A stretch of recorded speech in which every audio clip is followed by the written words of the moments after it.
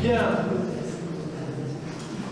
Alors, mesdames et messieurs les élus, qui sont nombreux ce soir, mesdames et messieurs les agents de la commune, monsieur Charlie Marlot, mesdames et messieurs les chers amis, permettez-moi de vous souhaiter la bienvenue à ce vernissage de l'exposition à part, mettant à l'honneur le travail de Charlie Marlot. Je tiens à vous remercier d'être présent, et il y a beaucoup de Tourettans, ça fait vraiment très plaisir, autour de notre artiste tourettan haut en couleur. Et c'est rien de dire haut en couleur. Reconnaissable entre mille à son chapeau et son blouson, alors tantôt en cuir, tantôt en tissu, mais toujours de couleur rouge.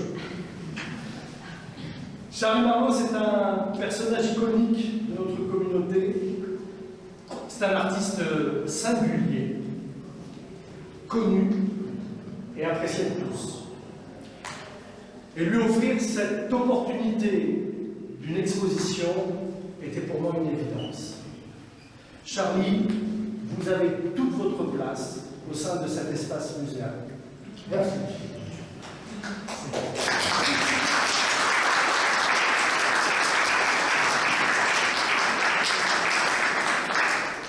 Alors, vous avez pu déjà commencer à parcourir un petit peu les salles, et vous avez vu que Charlie, eh bien, il nous invite dans son univers pictural.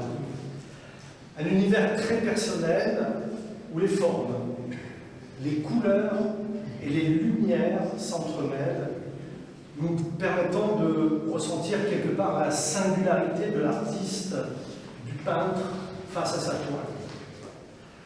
L'artiste, il nous livre spontanément son regard d'observateur sur le monde qui l'entoure, et l'énergie qu'il y a derrière chaque coup de pinceau, c'est l'extériorisation d'une émotion. Charlie, il nous livre librement ses pensées, ses rêves et ses préoccupations. Évidemment, la peinture de l'artiste, elle est intrinsèquement liée à son histoire et à son vécu. Entre errance et soif d'aventure, il me confiait que rien ne le prédestinait à une vie d'artiste. Pourtant, les épreuves de la vie, les rencontres et les échanges l'ont conduit à apprendre la peinture sur le tard et en autodidacte. Et cette vocation est apparue lors de son installation à Tourette-sur-Loup dans les années 80. Charlie, ce village est votre havre de paix et certainement une grande source d'inspiration. Depuis votre arrivée, vous avez consacré le reste de votre existence à la création et vous n'avez jamais cessé de peindre. Vous avez porté des projets artistiques, vous avez réalisé des performances et vous avez même eu l'honneur de participer à la conception d'une affiche dans le cadre du 45e Festival international du film de Cannes. C'est pas rien.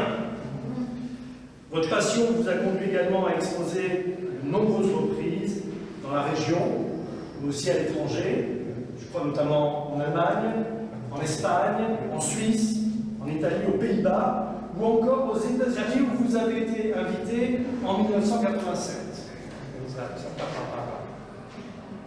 Aujourd'hui, 20 ans après votre dernière exposition, vous nous présentez une série inédite, produite à partir du premier confinement. Vous avez bossé pendant le premier confinement. Un beau stock. Je souhaite que cette exposition dans votre village de cœur puisse rencontrer le succès qu'elle mérite.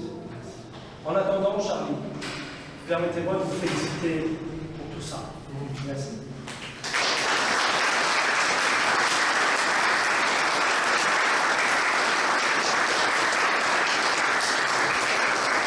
Avant de vous passer la parole, je voudrais juste remercier quelques personnes qui ont contribué à la réalisation de cette exposition.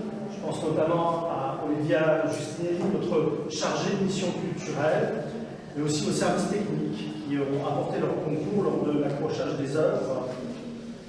Et merci également à Patrick Rosu et Catherine Barade pour leur implication dans cette exposition et pour leur implication de manière générale dans toutes les expositions qui se passent ici. Permettez-moi ce soir de vous rappeler aussi dans le cadre culturel que nous avons Guillaume Meurice qui se produit à 20h à l'espace Pesin. Mais je crois que c'est complet, donc je vous le fais bien coufriner, voilà. Et je vous rappelle que dimanche soir, le village accueillera l'orchestre symphonique avant German Wind pour un concert exceptionnel sur la place du Scoubéton. Nous y attendons nombreux, c'est un concert graphique. Voilà. Je vous souhaite un agréable vernissage, une belle soirée et plein de bonnes choses grâce aux peintures de notre artiste Charlie. Merci beaucoup.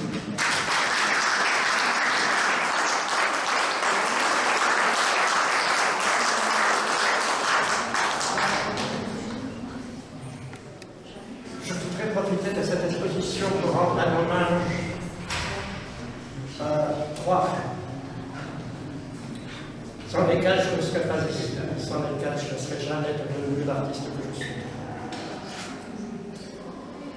Tout d'abord à ma mère, qui m'a aidé vraiment, et qui a fait tout son possible pour que je puisse sortir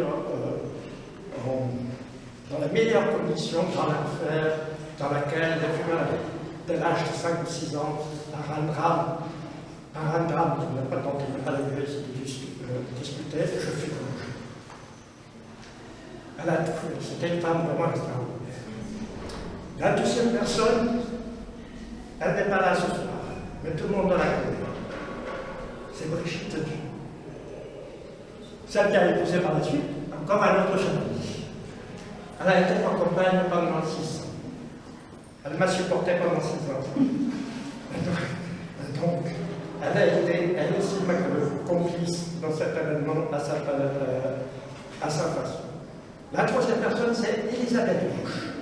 Elle habitait ici, juste à côté. Et c'est elle qui, après avoir vu 5 dessins de moi accrochés dans la salle à côté, là, à l'époque, il y avait la réunion en TAC des artisans et des artistes qui a été annulée ce dialogue. Elle avait vu ces 5 dessins, et je ne la connaissais pas du tout. Elle est venue chez Brigitte qu'elle connaissait, elle a dit, dites-moi, il paraît que tu connais le gars qui a fait ces 5 dessins. J'ai dit, oui, il habite juste en dessous. Elle m'a dit, tu peux venir le chercher, je monte. Elle me dit, il y a une dame là qui veut te voir. Elle me regarde. Vous êtes un peintre! Moi? Mais j'ai jamais touché un pinceau de ma vie.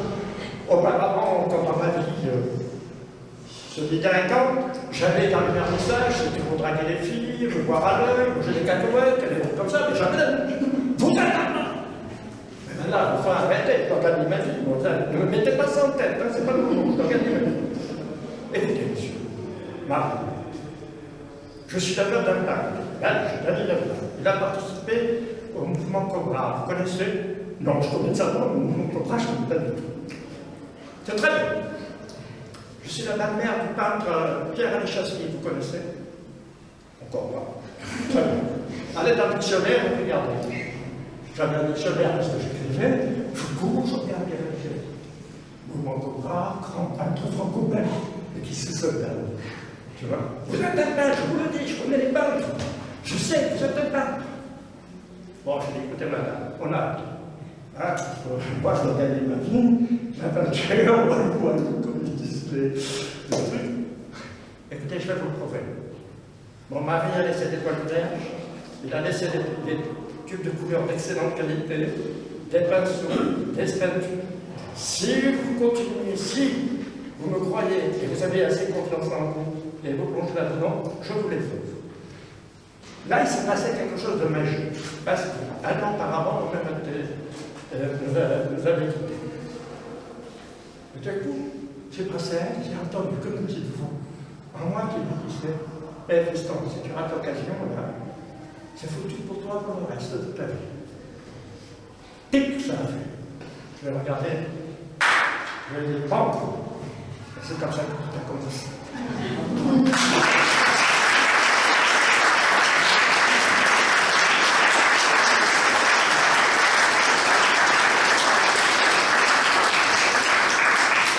Autre chose, je tiens à remercier ce village, vraiment, vraiment. Il y a ici dans ce village une tolérance que je n'ai pas rencontrée ailleurs dans les Alpes-Maritimes. Je connais ça aussi. Bien sûr, il y a toujours des petites disputes, des petits propos, des opinions contraires. Mais dans l'ensemble, croyez-moi, j'ai voyagé beaucoup dans le monde. À chaque fois, je me dis, tout c'est quand même une perle. Merci.